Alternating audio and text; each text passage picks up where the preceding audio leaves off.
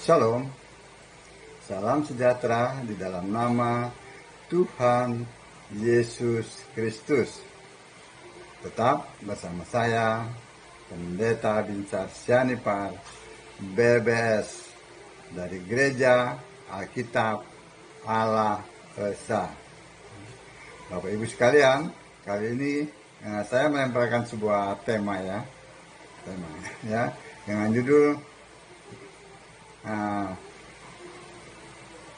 Yesus duduk di sebelah kanan Allah. Maksudnya apa artinya Yesus duduk di sebelah kanan Allah? Ya. Karena ada ayat-ayat Alkitab yang menyatakan itu. Contohnya dalam Wahyu 3 ayat 21. Aku duduk bersama Bapakku di tahtanya.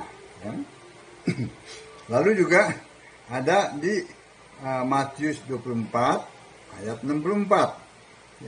Anak manusia duduk sebelah kanan yang maha kuasa. Lalu Kisah 7 ayat 56. Stefanus melihat anak manusia berdiri sebelah kanan Allah. Markus 16 ayat 20, Yesus manusia duduk sebelah kanan Allah. Nah, ayat-ayat ini menyatakan seperti itu. Yesus duduk di sebelah kanan yang maha kuasa. Yesus berdiri di sebelah kanan yang maha kuasa. Begitu ya. Lalu apa artinya? Kan jadi kalau para pendeta Tritunggal ini dan penganutnya itu memahami ada Yesus, ada Allah, ada yang maha kuasa. Lalu mereka plesetkan ada Yesus duduk di sebelah kanan Bapa. Tidak ada. Tidak ada di sebelah kanan Bapa. Yang ada adalah bahwa aku duduk bersama Bapakku di tahtanya. Itu dalam Wahyu 3 ayat 21. Ternyata yang duduk di tahtanya itu adalah Yesus sendiri. Belum mengerti kan? Oke, pelan-pelan saja. Saya ingin membacakan untuk kita dari Yohanes 1 ayat 1 sampai 2. Kalau saya bacakan ayat 1 saja banyak yang protes katanya itu. Wah, katanya. Coba bacakan dari ayat 1 sampai Yohanes 1 ayat 1 sampai 2 katanya. Bacakan itu. Baik, saya bacakan. Ini adalah firman Tuhan. Firman Tuhan tidak pernah bertabrakan. Pada mulanya adalah firman. Firman itu bersama-sama dengan Allah. Dan firman itu adalah Allah. Baca ayat 2-nya. Oke. Ia pada mulanya bersama-sama dengan Allah. Tuh, ada 2. Ada kata bersama-sama. Ada firman, ada Allah. Ada firman bersama-sama dengan Allah. Nah, inilah pemahaman para pendeta Tritunggal yang gak mudeng.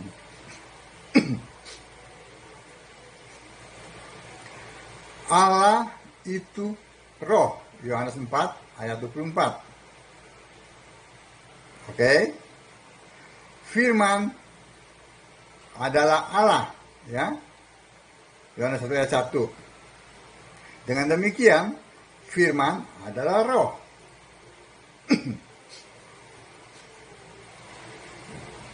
Pada saat roh Allah ada dalam diri manusia Yesus, kan yang lahir manusianya dari Maria.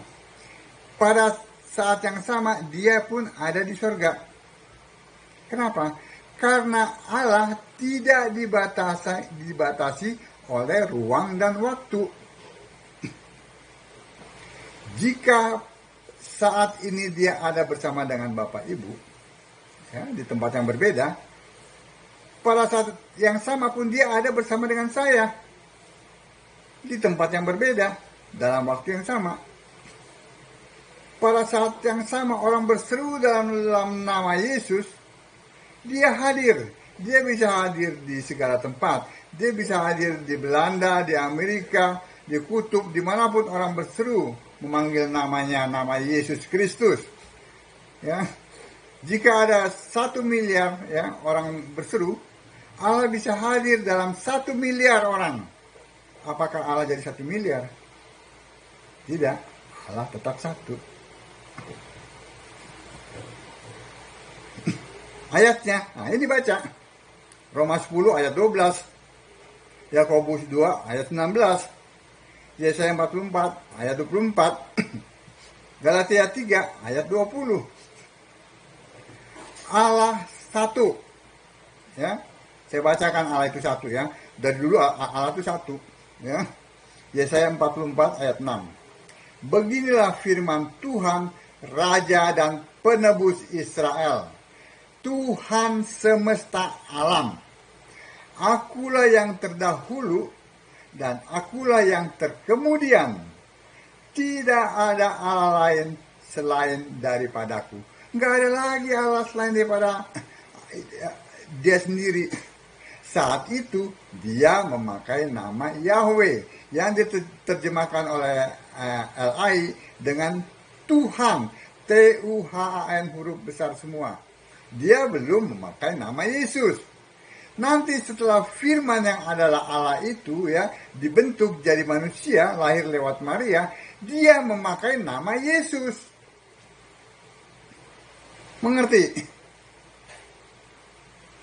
Baca juga Yudas 1 ayat 25. Allah segala masa, sebelum segala abad. Jadi Allah itu satu, tidak pernah Allah itu kesatuan. Allah itu roh, tidak pernah Allah itu pribadi, ya. Itu kata pribadi itu ya, Allah pribadi itu ditanamkan oleh iblis ya di otaknya para pendeta Tritunggal dan penganutnya. Sehingga mereka memecah belah ya, memfitnah Allah ya dengan mengatakan Allah itu 3 pribadi yang berbeda. Tetapi satu Allah. Mana ayatnya? Hoak semuanya. Allah itu satu. Sebutan Bapa itu hanya berlaku 3,5 tahun.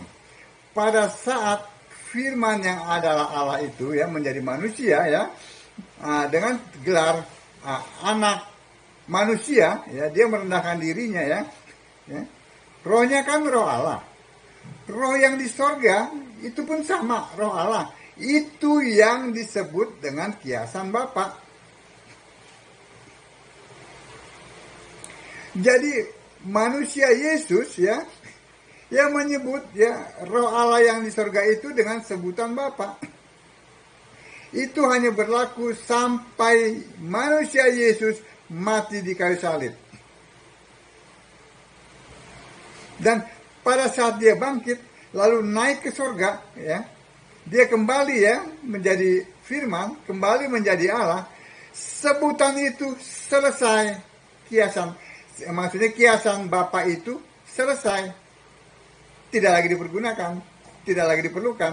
Karena apa? Dia itulah Allah.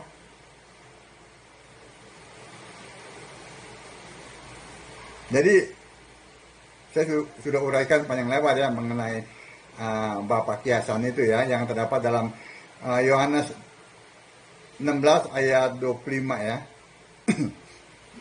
Silakan dibaca itu. Dari dulu Allah itu satu, tidak pernah 3. Ya, yang 3 itu Allahnya si Tritunggal. Allah yang tidak ada di Alkitab. Itu Allahnya. Allah itu satu. Saya bacakan lagi, biar lebih mantap lagi Bapak Ibu ya. Bapak Ibu tidak kalah tuh dengan gelarnya pendeta yang berderat-derat tuh yang kayak kereta api. Ya, yang sekolahnya bertahun-tahun tuh. Bapak Ibu ya, saya bacakan tuh Bapak Ibu. Yesaya 44 ayat 6. Beginilah firman Tuhan, Raja dan Penebus Israel, Tuhan semesta alam. Akulah, ya, dikatakan akulah ya, bukan kami ya. Akulah yang terdahulu dan akulah yang terkemudian. Tidak ada Allah selain daripadaku. Kurang jelas apa lagi ayat ini? Amin. Jadi firman bersama-sama dengan Allah. Firman adalah Allah. Itu satu, bukan dua. Bukan ada firman, lalu ada Allah. Tidak. Tapi firman itu adalah Allah. Amin. Lalu kembali pada tema kita ya. Dalam Wahyu ya, Wahyu 3 ayat 21 ya. Kita lihat juga sini, ini apakah Yesus berbohong atau Stefanus berbohong atau yang lainnya berbohong. Karena ayatnya mengatakan begini, Wahyu 3 ayat 21. Aku duduk bersama Bapakku, ya. Bapakku ya, bukan Bapak ya. Beda Bapakku dengan Bapak, beda. Aku duduk bersama Bapakku di tahtanya. Ya. Lalu Matius 24 ayat 64. Anak manusia duduk sebelah kanan yang maha kuasa. Kisah 7 ayat 56. Stefanus melihat anak manusia berdiri sebelah kanan Allah. Markus 16 ayat 20. Yesus manusia duduk sebelah kanan Allah. Apakah ayat ini bertentangan? Tidak. Seperti yang tadi sudah saya jelaskan, firman bersama-sama dengan Allah. Firman adalah Allah, satu. Allah, ya roh Allah bersama-sama dengan 1 miliar orang. Apakah jadi 1 miliar? Tidak. Tetap satu. Amin.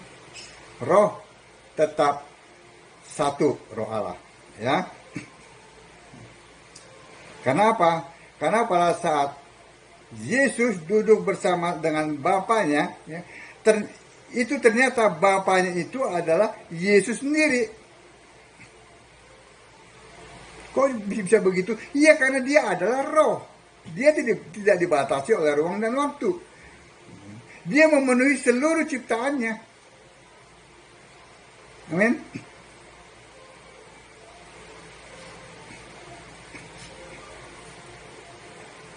Jadi buang dulu pemikiran, ya, pemahaman bahwa Allah itu pribadi. Itu harus dibuang. Itu tusukan-tusukan iblis. Ya, itu virus itu. Tidak ada satupun ayat yang mengatakan Allah pribadi. Silakan dicari. Tidak ada satupun yang menyatakan itu.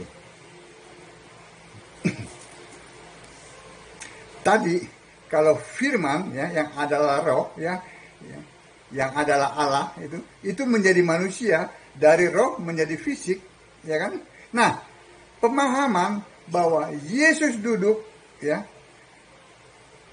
di kanan Allah itu pun menyatakan perubahan dari roh dari fisik itu menjadi roh. Jadi kembali lagi, kalau awalnya dari roh menjadi fisik, manusia mati, lalu dia bangkit, ya kan bangkit rohnya dan naik ke sorga, dia kembali menjadi roh.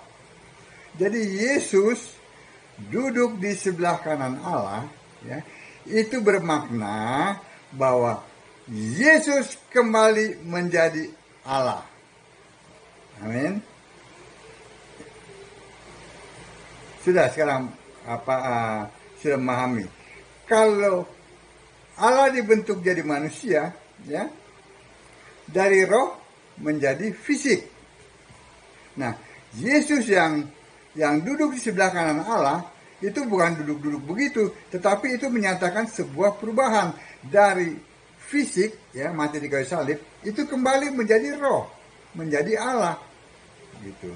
Amin.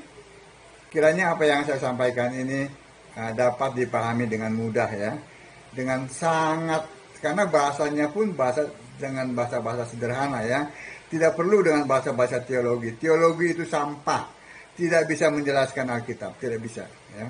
Sampah itu, jadi buang. sampah itu mengandung penyakit, virus. Itu penyakit itu kalau dibiarkan itu akan merusak, akan menggerogoti, sehingga pemahaman-pemahaman tentang Allah itu akan terganggu, ya. Itu akan terkikis lah. Gitu. Jadi buang sampah itu, buang sampah teologi yang berlemari-lemari itu. Kan kalau para pendeta Tritunggal itu kalau mereka lagi khotbah kan show tuh, mereka di YouTube kan show tuh. Di belakangnya itu ada satu lemari buku-buku, itu sampah itu. Semakin gelar mereka panjang, itu sampahnya semakin banyak menggunung. Semakin banyak virusnya, semakin mereka tidak mengerti, semakin mereka tersesat jauh. Terbukti mereka tidak mengerti yang bahasa yang sederhana. Siapakah, ya, yang mendampingi aku? Ya, nggak ada. Yesus katakan, ya, pada saat dia Yahweh, ya, Yahweh, tidak ada Allah lain selain daripadaku, apalagi. Sederhana bahasanya. Amin. Jadi Bapak Ibu itu tidak kalah dengan itu yang gelarnya kayak kereta api itu, ya, yang nggak mudeng itu, yang punya nama besar. Semakin besar namanya, itu semakin dalam nanti mereka akan ditaruh di alam maut, menunggu akan hari penghakiman. Kiranya apa yang saya sampaikan ini itu dapat memotivasi Bapak Ibu sekalian untuk tetap membaca Alkitab. Sembahlah Yesus sebagai satu-satunya Allah yang benar. Shalom.